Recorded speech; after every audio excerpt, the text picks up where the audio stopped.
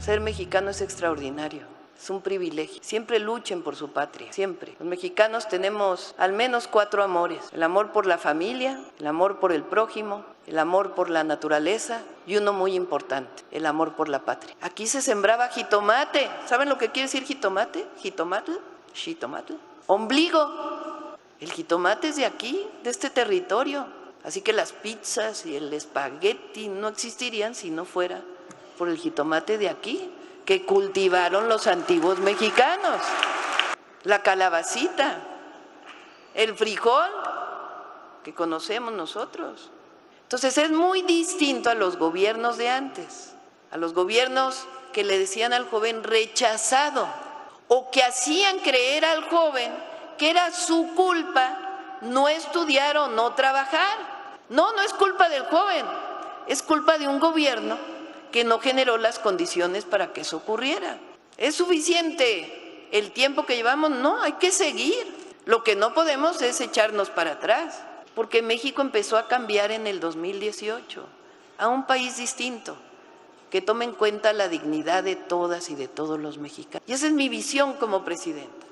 La visión del mexicano, promovida mucho desde Estados Unidos, era el mexicano sentado debajo de un nopal con un sombrero, no sé si la han visto, como si fueran los mexicanos flojos. No, las y los mexicanos son o somos de los mejores trabajadores del mundo. Fíjense, hemos sacado adelante al país y también Estados Unidos. Y les voy a platicar un poco de mi vida. Yo nací en la Ciudad de México, tengo 63 años, voy a cumplir 64. Ya en este mes. Por cierto, no sé si han visto a sus mamás, a sus abuelitas, que les preguntan, ¿cuántos años tienes? Dicen, no te voy a decir mi edad. O tienen 60 y dicen 58.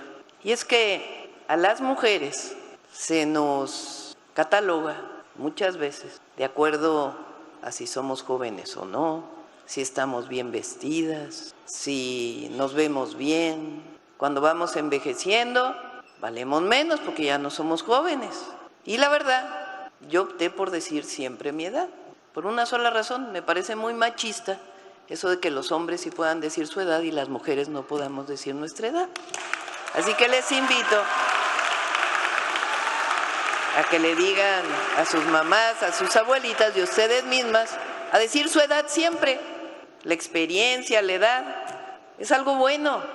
No es algo malo, no es que envejecer sea malo para las mujeres. Bueno, cierro ese paréntesis. Nací en la Ciudad de México en el año de 1962. Era López Mateos presidente de la República. Después, niña, me tocó el presidente Díaz Ordaz, uno de los presidentes más represores de toda la historia de México, si no es que el más, quizá comparado con Porfirio Díaz.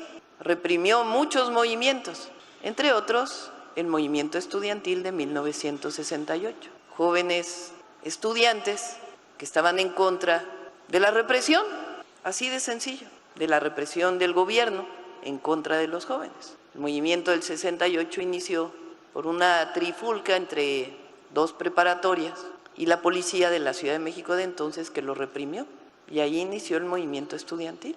Un movimiento estudiantil que fue creciendo porque las y los jóvenes, en esencia, iba a decir somos libertarios, pero no, ya no me toca.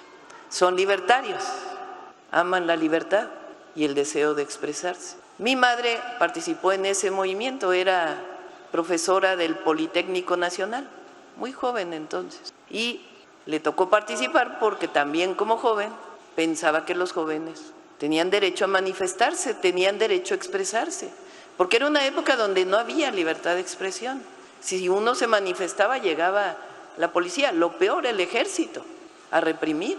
Había habido una época de mucha represión previamente, movimientos médicos luchando por sus derechos, reprimidos, movimientos de mineros que luchaban por sus derechos, reprimidos, movimientos de maestros de escuela que luchaban por sus derechos, reprimidos. La respuesta a cualquier manifestación social era la represión, las policías, el ejército, reprimiendo movimientos sociales. De esa manera se resolvían entonces los problemas. Yo tenía 6 años cuando fue el movimiento del 68. Lo recuerdo muy poco realmente. Recuerdo que esencialmente me la pasaba con mis abuelos, porque mi mamá participaba y mi papá le ayudaba. Mi madre, una profesora del Poli, y después mi padre, un pequeño empresario, microempresario, que decidió apoyar a mi mamá en este movimiento. Bueno, mi mamá fue expulsada del Politécnico como profesora por haber participado en el movimiento estudiantil del 68 y además porque después luchó para que salieran de la cárcel aquellos que habían sido detenidos, estudiantes, profesores, que habían sido detenidos y que estaban en la cárcel por haber luchado por la libertad. Me tocó mientras crecí, pues que mi madre perdió su trabajo y fue a buscar otro trabajo en la Universidad Nacional Autónoma de México. Ella es bióloga y por haber participado en el movimiento del 68, pues le costó mucho trabajo ingresar. Ella estudiaba la maestría, una mujer pues que en aquella época no era tan fácil para las mujeres y era profesora. La expulsaron de la maestría del Politécnico, nunca se quejó en la casa, pero buscó la manera de avanzar en su vida. Hoy es profesora emérita de la Universidad Nacional Autónoma de México. No le fue fácil en la vida, pero en ese ambiente crecí. Estudié en el CCH Sur, en la preparatoria pública de la UNAM, y de joven me tocó vivir el movimiento de rechazados a los 15 años. Yo entré a la prepa, se hacía examen de admisión, entré a la prepa, pero muchos otros jóvenes de 15 años no tenían oportunidad de estudiar, porque no crean que había bachilleres o CONALEP, o todo eso fue creciendo después. En aquella época o entrabas a esas preparatorias o a la particular, a la privada, y pues mucha gente no tenía para pagar la privada. Además no había tantas escuelas privadas como hay ahora. Entonces a los 15 años dije, ¿cómo es posible que yo pude estudiar y que otros jóvenes no? ¿Qué país es ese donde le cierran las puertas a los jóvenes para estudiar? Entonces, aunque había entrado a la prepa, al CCH, pues participé en el movimiento de rechazados a los 15 años. Así era cada año, movimiento de rechazados, hasta que el gobierno tuvo que abrir más preparatorias. Todavía, hasta hace algunos años, había movimientos de rechazados. Bueno, después entré a la universidad, estudié física, pero pues era tiempo también de trabajar, porque aunque mis padres no eran humildes, pues siempre había necesidades, es decir, eran de clase media, siempre había necesidad. Primer trabajo que tuve fue a los 16 años, repartiendo volantes para un restaurante, ahí en un semáforo, no sé si conocen la Ciudad de México, en el semáforo de Villa Olímpica, repartía volantes y nuestro pago pues era lo que habíamos trabajado ese día y unos tacos del restaurante donde trabajábamos. Ese fue mi primer trabajo. Después ayudé cuando inició la revista Proceso, que no la dejaban vender en los lugares donde se vendían los periódicos. Era otro tiempo de Proceso, no como ahora, a repartir los domingos la revista. Bueno, después en la facultad trabajé de recepcionista telefónica en un consultorio médico. Estudiaba y mientras estudiaba en la tarde trabajaba de recepcionista en un consultorio de psiquiatras, imagínense. Estuve ahí como 3 años hasta que finalmente con varios estudiantes nos organizamos para recibir recursos de una asociación canadiense para ir a comunidades rurales, según nosotros, a enseñar lo que sabíamos. Entonces trabajé en una comunidad rural de Michoacán, Purépecha, y lo que hacíamos era estufas de leña eficientes para que las mujeres no tuvieran que destinar tanto tiempo y no se dañaran los pulmones cocinando con leña. En fin, tuve la oportunidad de tener una beca de maestría, estudié la maestría en la Facultad de Ingeniería de la UNAM y después tuve la oportunidad de que la UNAM me becara para estudiar el doctorado fuera de México. Ya para entonces me casé, ya tenía mis hijos y tuve pues el privilegio, porque es un privilegio, de salir a Estados Unidos a estudiar el doctorado. Estaba inscrita en la UNAM, pero mi investigación doctoral, mis papás obviamente no me hubieran podido pagar eso, entonces tuve una beca para poder salir fuera a estudiar. Regresé y me hice investigadora de la UNAM, pero mientras estudiaba en la carrera de física hubo otro movimiento estudiantil. Querían subir las cuotas de la universidad, querían subir las colegiaturas en el 86-87. Por cierto, antes en el 85 hubo un temblor muy fuerte en la Ciudad de México. El gobierno no hizo nada. Tuvimos que ser los ciudadanos los que salimos a apoyar a la gente. Bueno, en el 86-87 querían privatizar la UNAM. Digo privatizar porque querían elevar las colegiaturas, poner exámenes iguales, no importaba la carrera en la que ibas a estudiar. Decidimos movilizarnos y logramos echar para atrás esas reformas. Pues eso me marcó en mi vida. Después de eso, aunque era académica de la UNAM, pues seguía participando en todos los movimientos posibles para poder cambiar a México, hacerlo más democrático, con más libertades, con más justicia social. Después vino un periodo muy difícil para México, muy difícil, porque dejaron de hacerse universidades, todas las universidades tenían colegiatura, dejó de haber empleo.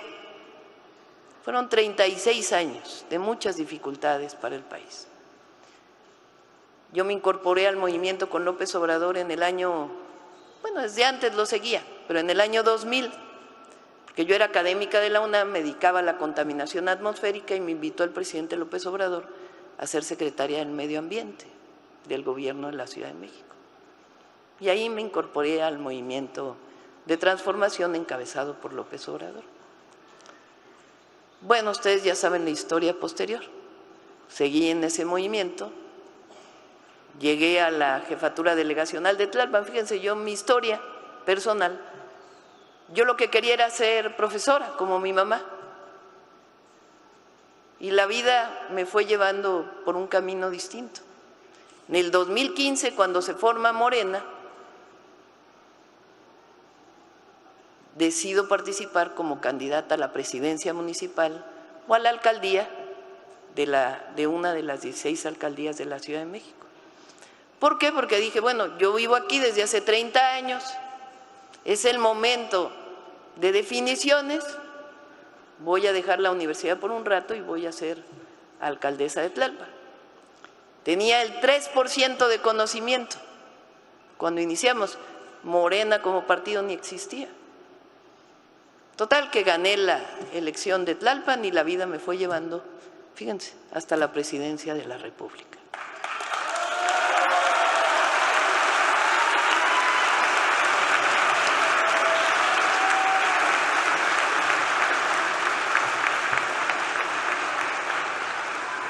¿Qué hago como presidenta?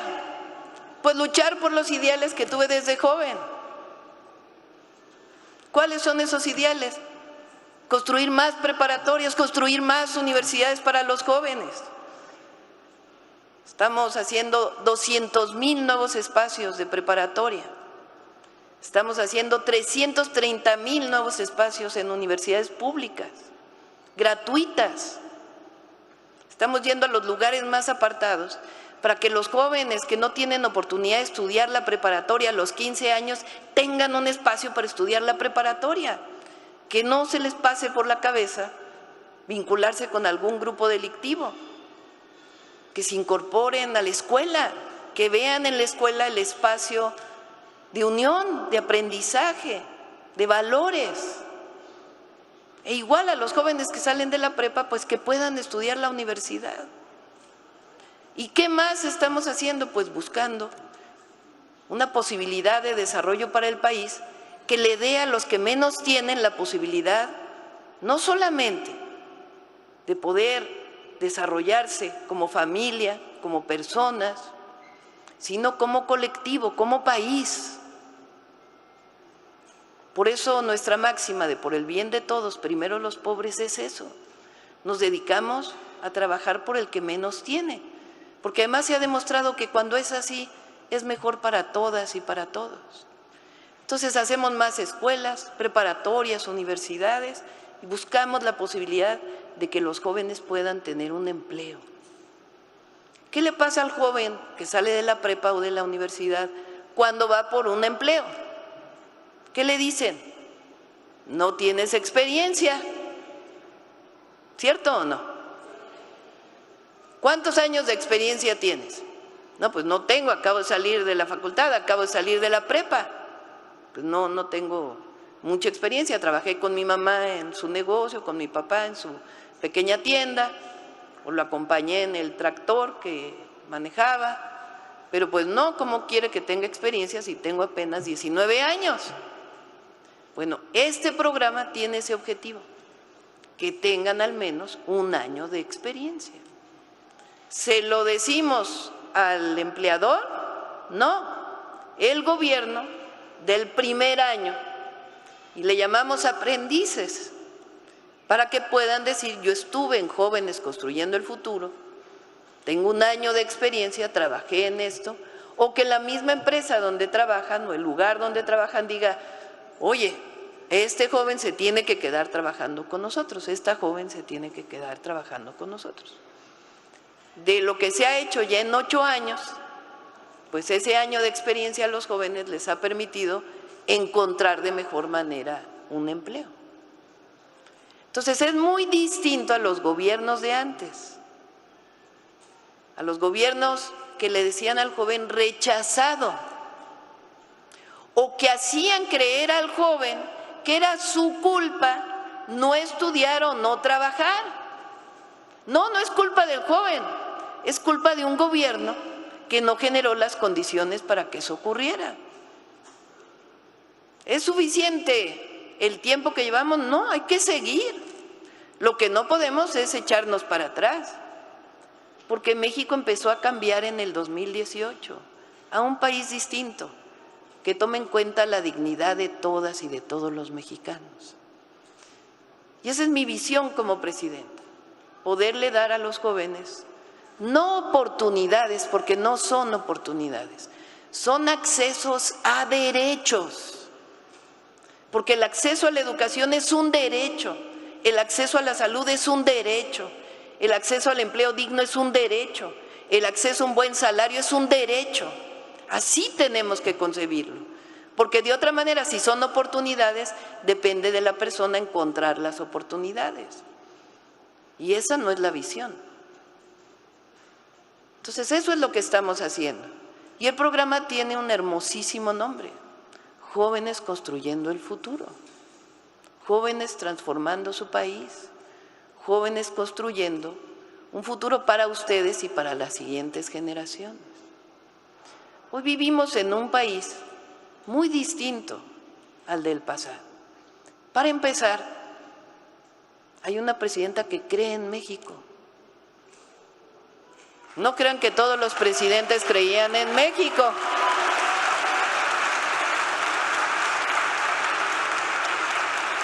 Los presidentes del pasado vivían fuera, en otros lugares. Las alternativas no.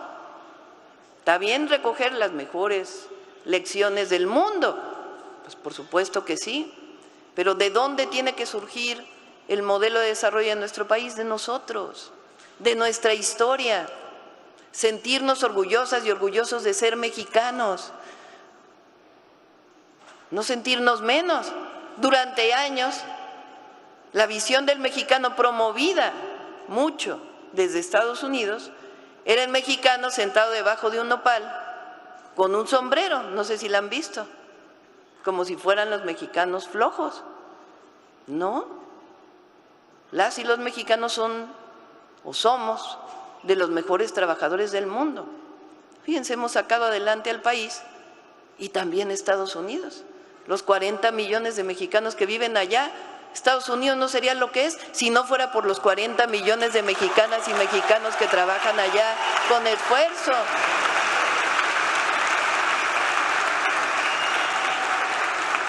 ¿Y en qué creemos nosotros?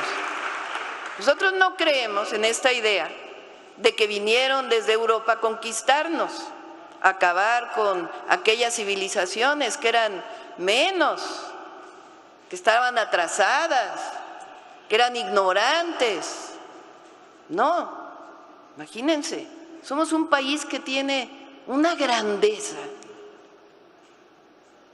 Los olmecas que crecieron en estas tierras, una civilización de más de 3000 años. ¿Cómo creen que movieron aquellas cabezas olmecas y las pulieron? No hay otra civilización como la olmeca, no hay otra. Pero además fundaron las grandes civilizaciones que vinieron después, esa civilización madre. Miren los mayas, que adivinaron conocieron el cosmos como nadie, crearon el cero. ¿Conocen los números romanos? ¿Cómo se suma con números romanos? Imagínense, XXCM, ahora súmenle con la otra XXCM, pues no, es muy difícil, ¿no? No, pues los mayas inventaron el cero y tenían un sistema de 20 en 20.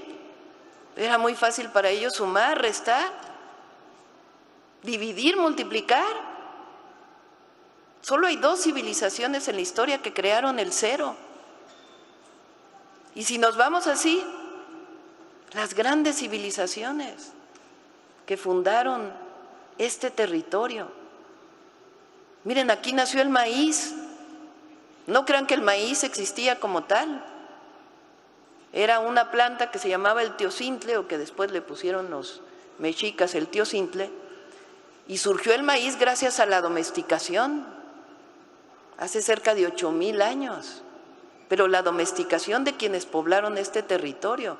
El maíz es hoy un alimento no solamente de México, sino del mundo.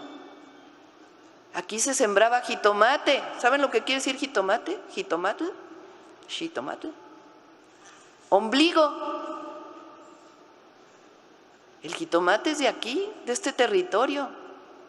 Así que las pizzas y el espagueti no existirían si no fuera por el jitomate de aquí, que cultivaron los antiguos mexicanos.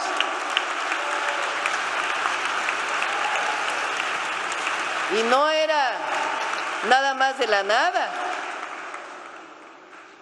La calabacita, el frijol que conocemos nosotros. Se burlan algunos porque digo, es más alimenticio comer una tortilla con frijol y arroz, porque son proteínas, que unas papitas. Pues es así. Era un alimento, el de la milpa, muy completo. Y aquí existió el cacao.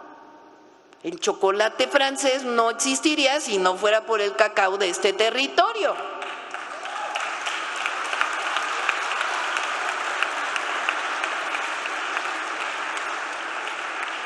Así que no es que vinieran a civilizar a las culturas antiguas, no. El descubrimiento de América, pues ¿cómo que el descubrimiento de América si aquí ya había civilizaciones? Es una visión eurocentrista, pero no la han querido impulsar para que nosotros mismos digamos, no, es que el México antiguo, el México antes de los españoles no era tan bueno como lo que venía de Europa. No es cierto. Aquí, fíjense, aquí no existía la propiedad privada, todo era comunal, todo era colectivo.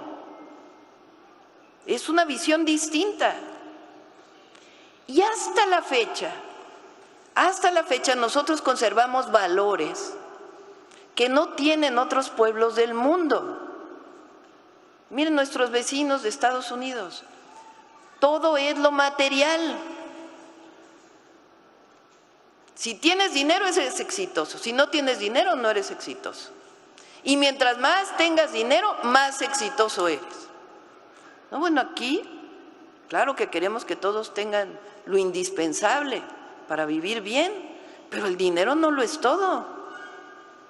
Los valores de las comunidades mexicanas, colectivos, de dar lo que tienes, no importa en qué condición estés, es algo hermosísimo y tenemos que estar orgullosos de ello. El valor de la familia, el valor de lo comunitario, el valor de salir adelante, el valor de dar la mano al que se queda atrás. En las familias, ¿alguien está mal? Te ayudamos, no te dejamos ahí abandonado.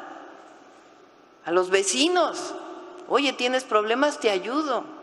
¿Saben? Eso no viene de lo que trajeron los europeos, eso viene de las civilizaciones originarias. Ese valor que le damos las y los mexicanos, no importa si somos de Yucatán o de Sonora, de Veracruz o de Baja California. Todos tenemos valores que vienen de las culturas originarias que trascendieron y hay que estar orgullosos de ello.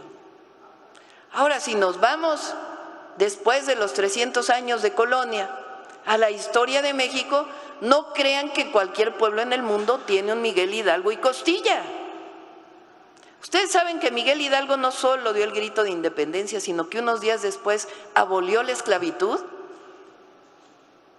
No crean que otros independentistas hicieron eso. No solo era la independencia, era la libertad y la justicia social. Morelos, quien recibió la estafeta de Hidalgo.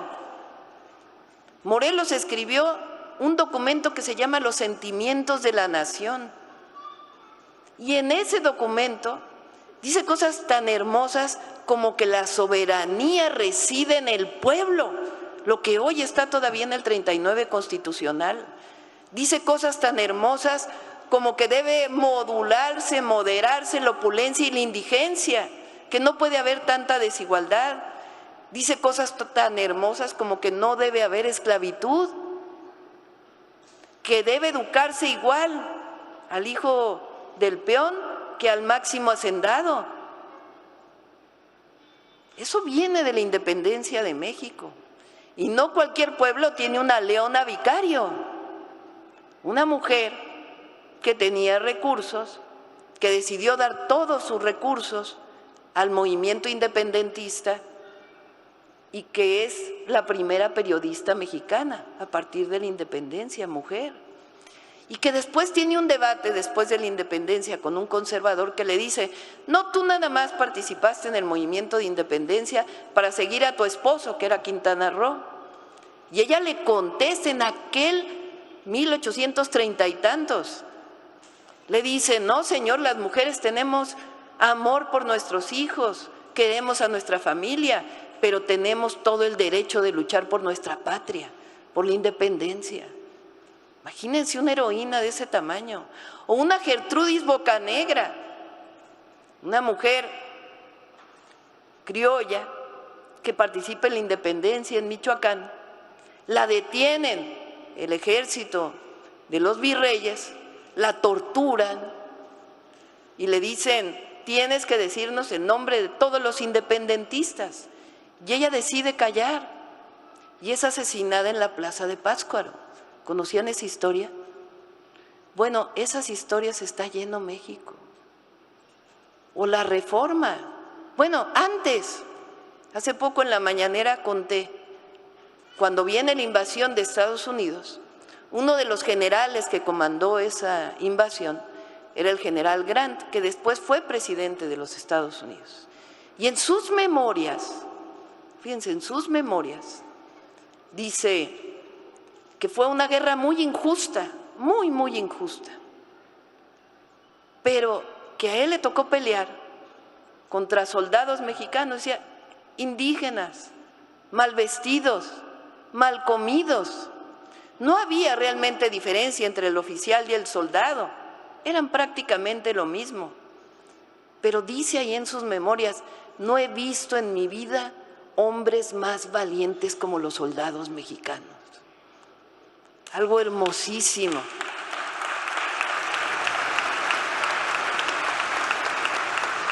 Ahora imagínense ustedes a los niños héroes que llega a la invasión de Estados Unidos, están en el castillo de Chapultepec, niños de 13 años que deciden pelear por su patria y uno de ellos se envuelve en la bandera.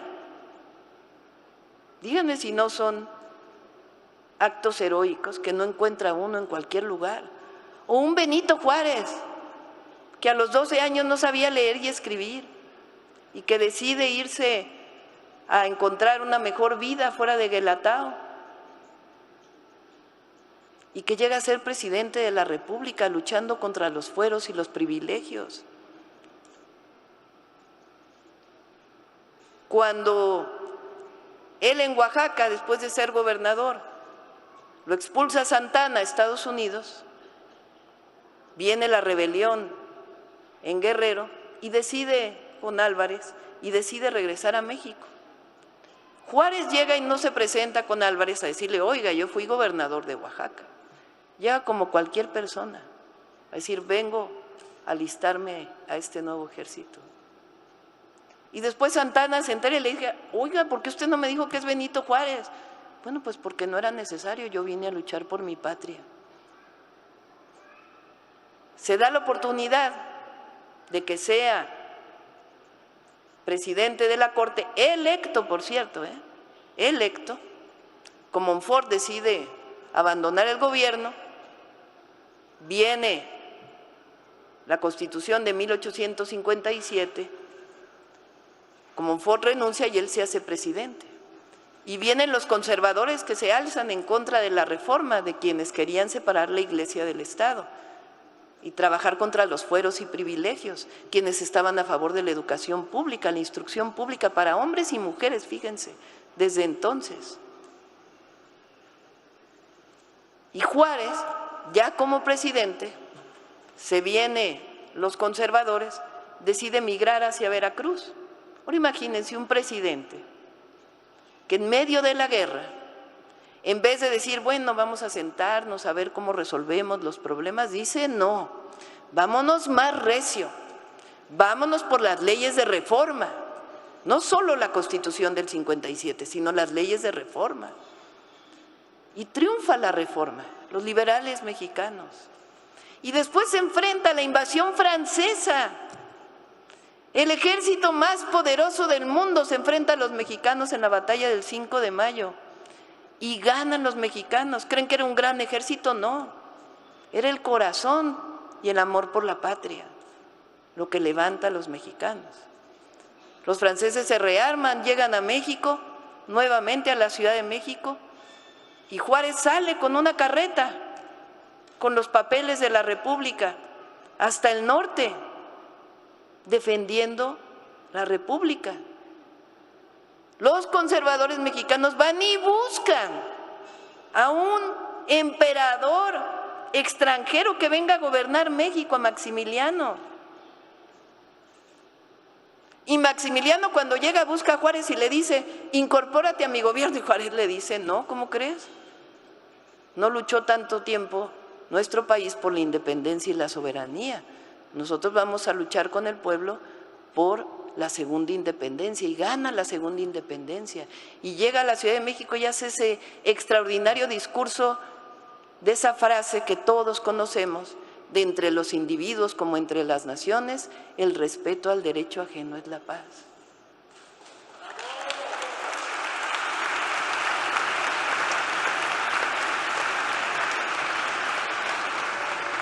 Y viene el porfiriato y después el pueblo de México dice, no, hay que levantarse. Y en 1914, bueno, no sé si conocen la historia de la revolución, perdón que los esté aburriendo, pero fíjense, viene la revolución, Madero hace el plan de San Luis, y le dice al pueblo de México, hay que levantarnos en armas contra el porfiriato. La primera parte de la revolución dura muy poco tiempo. Porfirio Díaz decide irse fuera y Madero llega como presidente. Se separa un poco de las demandas populares y el pueblo, con Zapata, con Villa, salen a defender sus derechos. Pero Madero era un buen hombre, un demócrata. ¿Saben por qué cae Madero? Hay un golpe de Estado de Victoriano Huerta, lo que había quedado del ejército porfirista, da un golpe de Estado. ¿Saben por quién es ayudado? Por el embajador de Estados Unidos en México, para dar ese golpe de Estado. Fusilan a Madero y a Pino Suárez. Y solo hay un gobernador de todo México que se levanta y dice, vamos a seguir luchando por la democracia y la justicia, que es Carranza, el gobernador de Coahuila. Y ahí se forma el ejército mexicano, luchando contra un golpe de Estado. Por eso, como mexicanas y mexicanos, tenemos que estar muy orgullosos de nuestra historia, de lo que somos. En fin, se da la Constitución de 1917, la más avanzada de la historia de todo el mundo. Tiempo después, ya los gobiernos que habían surgido de aquella revolución, con un autoritarismo tremendo, como Díaz Ordaz, como el que les platiqué, y se impone en México un nuevo modelo, el modelo neoliberal, por 36 años. Y el pueblo sufre, y los jóvenes son los que más sufren, porque no se les dio la opción ni de la escuela ni del trabajo, hasta que el pueblo de México decidió iniciar una nueva historia, un nuevo rumbo, con lo que llamamos la cuarta transformación de la vida pública de México. Ese es el momento que vivimos.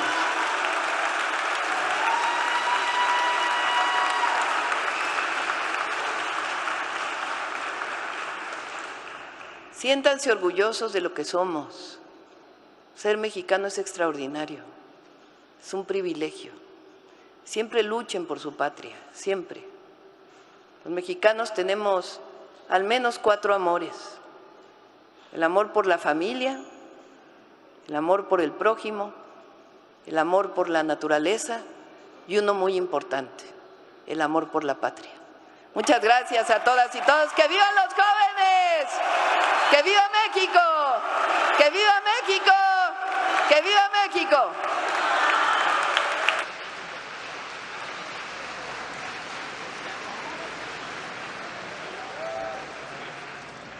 Le solicito